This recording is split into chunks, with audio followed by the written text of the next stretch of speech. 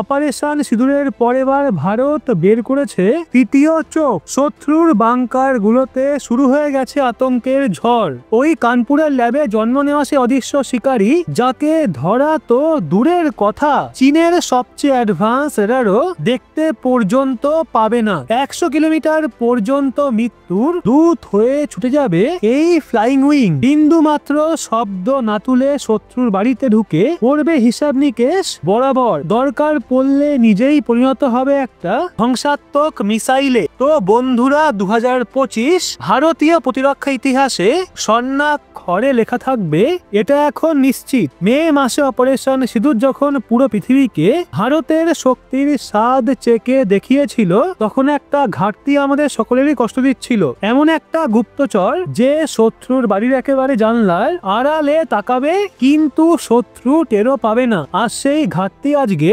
নভেম্বরের শীতল সকালে আইআইটি কানপুর চিরতরে মিটিয়ে দিল। এমনই একটা ব্রহ্মাস্ত্র তারা সামনে নিয়ে এসছে, যেটা দেখতে সাধারণ পাখির মতো, কিন্তু এর কাজ কোনো আধুনিক মারাত্মক ক্ষেপণাস্ত্রের চেয়ে কম নয়। এটা কোনো সাধারণ আমড্রোন নয়, এটা হলো VU60FW। একটা নাম যা আগামী দিনে রাওয়ালপিন্ডি থেকে বেজিং পর্যন্ত প্রতিটা কমান্ড সেন্টারের মাথা ব্যথার কারণ হবে। এর সবচেয়ে বড় বিশেষত্ব হলো এটা আকাশে থাকে, সবকিছু দেখে, কিন্তু শত্রুর রেডারের স্ক্রিনে একেবারে উধাও। ভাবুন তো, আপনার মাথার উপর একটা শিকারী ঘুরে বেড়াচ্ছে আর আপনি তার অস্তিত্ব পর্যন্ত টের পাচ্ছেন না। এই সাইলেন্ট কিলারের পুরো গল্পটা আপনাকে বলবো, তাই ভিডিওটা শেষ পর্যন্ত অবশ্যই দেখবেন এবং সবশেষে আপনার মতামত কমেন্টে লিখতে কিন্তু একদমই ভুলবেন না।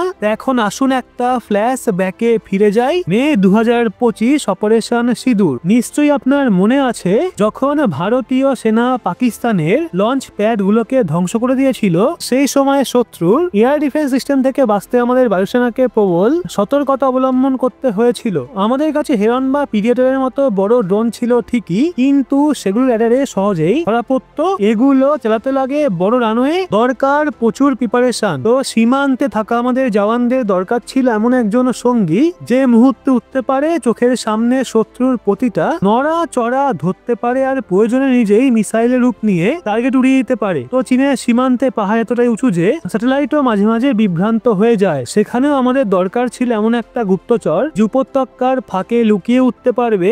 আর এই সব প্রয়োজন মিলিয়ে জন্ম নিয়েছে VU60FW। এটা আমাদের সেনাদের নিরাপত্তার বীমা। বিদেশি হাতিয়ারের ভরসা নয়, ভারত নিজের প্রযুক্তিতে যুদ্ধ জিতবে তারই ঘোষণা। এখন আপনারা ভাবতেই পারেন, এতে এমন কি আছে যা একে বিশ্বে অন্য সব ড্রোন থেকে আলাদা করেছে? এর রহস্য লুকিয়ে আছে ডিজাইনে। এটা হলো ফ্লাইং উইং। সরল ভাষায়, সাধারণ বিমান বা ড্রোনে পেছনে একটা টেল থাকে, দুপাশে আলাদা ডানা থাকে। সেই টেল আর ডানাগুলোতেই রেডারের তরঙ্গ ধাক্কা খেয়ে ফিরে যায় এবং ড্রোন ধরা পড়ে। কিন্তু VU60FW এতে কোনো টেল নেই, পুরো ড্রোনটাই যেন একটা পাখার মতো, হলিউড সিনেমার বিটু বোম্বারের মতো। এর ডিজাইন এতটাই মসৃণ যে রেডার তরঙ্গতে ধাক্কা খেয়ে ফিরে না গিয়ে চারদিকে ছড়িয়ে পড়ে। রেডারের স্ক্রিনে এটা পাখির চেয়েও ছোট দেখায়। এটাকেই বলে স্টেলথ টেকনোলজি, যতদিন শুধু আমেরিকার দু একটা দেশের কাছেই ছিল। আর আজকে আইআইটি কানপুরের বিজ্ঞানীরা দিন রাত এক করে সেই প্রযুক্তি ভারতের ঘরে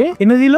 এখন শত্রুর এয়ার ডিফেন্স সিস্টেম হয়ে যাবে কনফিউজ যে ওটা আসলেই কি পাখি নাকি মৃত্যু বার্তা। তো যুদ্ধে সবচেয়ে বড় সমস্যা হাতিয়ার একটা জায়গা থেকে আরেক জায়গায় নিয়ে যাওয়া। বড় ড্রোনের জন্য পুরো কনভয় লাগে, কিন্তু VU60FW এই খেলার নিয়মটাই পাল্টে দিয়েছে। আইআইটি কানপুরের স্টার্টআপ VU ডাইনামিক্স এটাকে এমন ভাবে তৈরি করেছে, ফোল্ডেবল উইং ডিজাইনে। এর ওজন এত কম যে দুই জওয়ান মিলে আরামে বহন করতে পারে। এটা করাতে কোনো রানওয়ে লাগে না, একটা ক্যাটাপাল্ট লঞ্চারই যথেষ্ট, যেটা বড় একটা গুলতির মতো ড্রোনকে আকাশে ছুড়ে দেয়। অর্থাৎ সিয়াচেনের বরফ, রাজস্থানের মরুভূমি বা অরুণাচলের ঘন জঙ্গল, যে কোনো জায়গা থেকে লঞ্চ করা যায়। এলএসি আর এলওসি দুই সীমান্তে নিখুঁত। এটা শত্রু ভাববে আক্রমণ কোত্থেকে আসছে, ততক্ষণে ড্রোন তার কাজ শুরু করে ফেলবে। এখন আসে আসল শক্তিতে। এটা দেখতে ছোট হলেও এর কাজ বিশাল। এর রেঞ্জ 100 কিলোমিটার, প্রয়োজনে যা বাড়ানো যায়, অর্থাৎ আমাদের জওয়ানরা সীমান্তে বসেই শত্রু দেশের ভেতর 100 কিলোমিটার পর্যন্ত নজর রাখতে পারবে। শুধু দেখে না, পুরো কুণ্ডলি বানিয়ে ফেলে। হাই রেজলিউশনের ডে নাইট ক্যামেরা আছে, এতে আছে ইনফ্রারেড সেন্সর, যেগুলো ঘন জঙ্গলে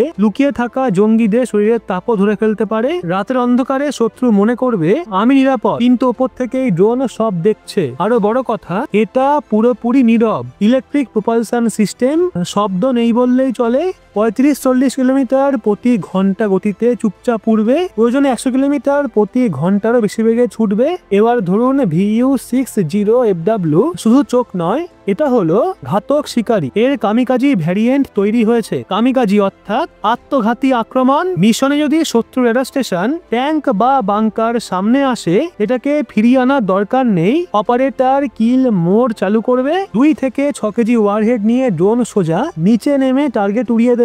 ওই 40-50 মিনিট লুটিয়ে লুটিয়ে আকাশে ঘুরে বেড়াতে পারে। এই মিশনকে বলে লয়টারিং। টার্গেট লক করে এবং তারপর মিসাইলের মতো আঘাত করে। এটা আধুনিক যুগের নতুন সার্জিক্যাল স্ট্রাইক। একটা সস্তা ড্রোন দিয়ে শত্রুর কোটি টাকার হাতিয়ার ধ্বংস। এটাই হলো কস্ট এফেক্টিভ ওয়ারফেয়ার। যুদ্ধ আজকে শুধু বারুদে নয়, ডেটা এবং প্রযুক্তিতে জেতা হয়। চীন যুদ্ধে জিপিএস সিগন্যাল জাম করে, ড্রোন পথারায়, কিন্তু আইআইটি কানপুরের বিজ্ঞানীরা এরও সমাধান করে ফেলেছে। VU60FW তে আছে অ্যাডভান্স এআই। জিপিএস জ্যাম হলে ওটা অন্ধ হবে না, নিজের ক্যামেরা জমির মানচিত্র পড়ে, ভিজুয়াল নেভিগেশন দিয়ে নিজেই পথ ঠিক করে, নিজেই চিনে ফেলতে পারে শত্রু যানবাহন, সৈন্যদল। এআই এত স্মার্ট, নিজেই সিদ্ধান্ত নিয়ে ফেলে। সংযোগ ভেঙে গেলেও মিশন সম্পূর্ণ করতে পারে। এটাই চীনের ইলেকট্রনিক ওয়ারফেয়ারের বিরুদ্ধে ভারতের আসল হাতিয়ার। এই ড্রোন কোনো মেশিন নয়, এটা আত্মনির্ভর ভারতের হাতিয়ার বিপ্লব। একটা দিন ছিল যেদিন ছোট ড্রোনের জন্য ইসরায়েল বা আমেরিকার দিকে তাকাতে হতো, কিন্তু আজকে আমাদের নিজেদের বিজ্ঞানীরা,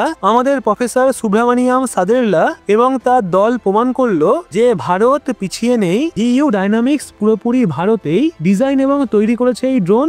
M flight controller, AI software সবই মেড ইন ইন্ডিয়া। ফলে যুদ্ধের সময় স্পেয়ার পার্টসের জন্য বিদেশের কাছে হাত পাততে হবে না। ভারত প্রয়োজনে হাজার হাজার ড্রোন নিজেই তৈরি করতে পারবে স্বল্প খরচে। এটা ভারতের প্রতিরক্ষা বাজেটের জন্য স্বস্তি আর সেনাবাহিনীর শক্তিতে বিশাল সংযোজন। এই ড্রোনের আগমন ভারতীয় সামরিক কৌশলে একটা বিশাল পরিবর্তনের বার্তা। এখন আমরা ডিফেন্সিভ নয়, অফেন্সিভ ডিফেন্স মোডে। শত্রুর আঘাতে অপেক্ষা নয়, বরং আগেই তার প্রিপারেশন দেখে নেব এবং দরকার হলে তার ঘরের ভেতরেই ধ্বংস করে দেব।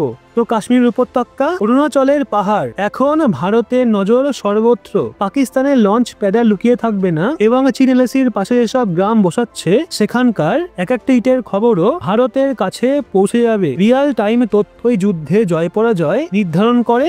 আর VU60FW সেই ক্ষমতা ভারতীয় কমান্ডারদের হাতে তুলে দিয়েছে। তাই বন্ধুরা, আপনার কি মনে হয় ভারতের কি সীমান্তে আরো বেশি কামিকাজি ড্রোন মোতায়েন করা উচিত? ভবিষ্যতের যুদ্ধ কি পুরোপুরি ড্রোন নির্ভর হবে? এই বিষয়ে আপনার মতামত অবশ্যই লিখবেন কমেন্টে। ভিডিওটা ভালো লাগলে লাইক করে শেয়ার করবেন আপনার বন্ধু বান্ধবদের এবং এরকমই লেটেস্ট ইনফরমেটিভ ভিডিও পেতে সাবস্ক্রাইব করে চোখ রাখবেন রহস্য বাংলার পর্দায়।